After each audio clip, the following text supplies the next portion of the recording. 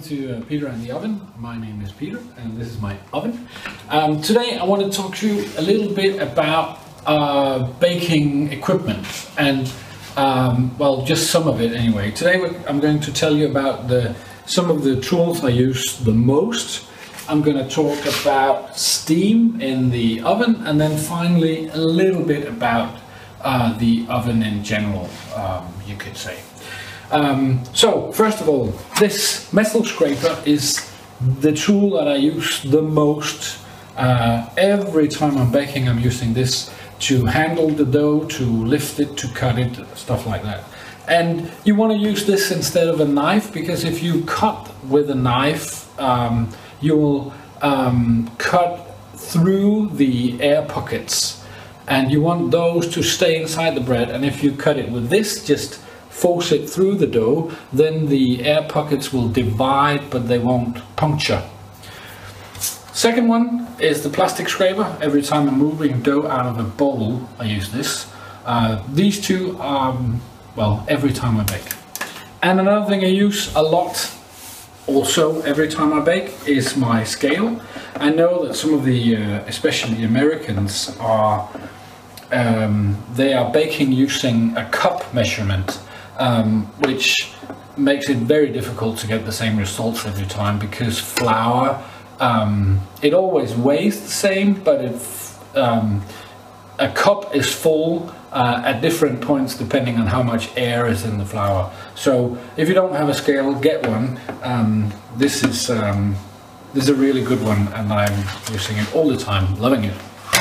Okay, so when I bake, I try to create steam in the oven, and I do that because if there's steam inside and the surface of the bread is moist, then it can expand. If there's no steam, the surface will harden, and then it can't expand, and it'll be, well, smaller and less light and airy. I do this in different ways. First of all, I put like 2 or 3 very wet tea towels in a pan like this, and I put it in and I let it like 10 minutes before I have to bake. I put this in at the very bottom, and then I have a bread pan with cutlery in it, and it's not perfect, but it works fairly well. So I heat this up with the oven and the baking steel or baking stone, and then just as I put in the bread, I pour a glass of water on this, being very careful that I don't burn my hands on the steam. And then these two create steam, and occasionally I use this, and you can just use a regular one. This is just one with pressure in it, to spray in the oven just before I close the door. So this is how I try to create steam in the oven when not, because if you don't have that professional steam oven at home. It's okay. I mean, it's not perfect, but it sort of works, and it definitely gets a lot better results if I don't use any of these stuff. Another way to go about it is to bake in a Dutch oven like this one, and there are all kinds of different models. This is from, oops, I made a noise. This is from IKEA, and it works fine. It's fairly cheap. You could get some very expensive ones. If you don't have one of these, you can bake in one of those. I've done that quite a bit. Or you can bake in, this is like a Pyrex. I've baked in this, and I even baked in like a regular one. I think this is made from cast iron, and it keeps temperature a lot better.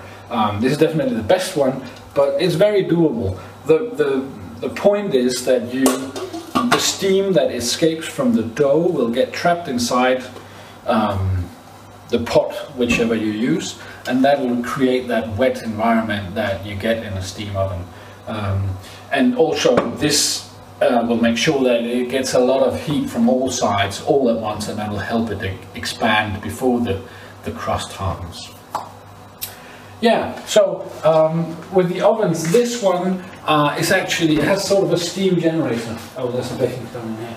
Down here, there's a steam generator, and that'll help create steam. If I had to buy this oven again, and maybe you can't see it on the film, if I had to buy this oven again, I probably wouldn't, because the whole with the towels and all that, it works just fine, and it's a fairly expensive oven, and I would probably, you know, buy something else.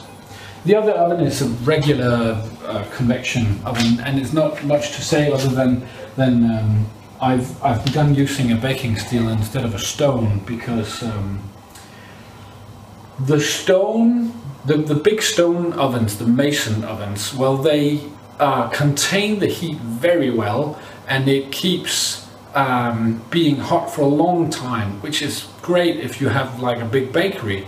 But when you're just working at home, it's not important that it stays hot for a long time, but what is important is that it is able to release all that heat into your bread quickly. And steel, it heats quickly, quicker than stone, and it sort of all that heat transfers into the bread a lot quicker than it does with stone. It's great for pizza as well. Very happy with my baking steel. And I even bought two because I wanted one in each oven.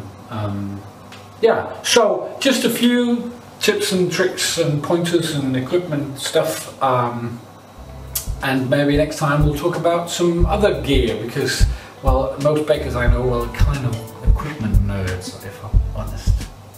See you next time, bye bye!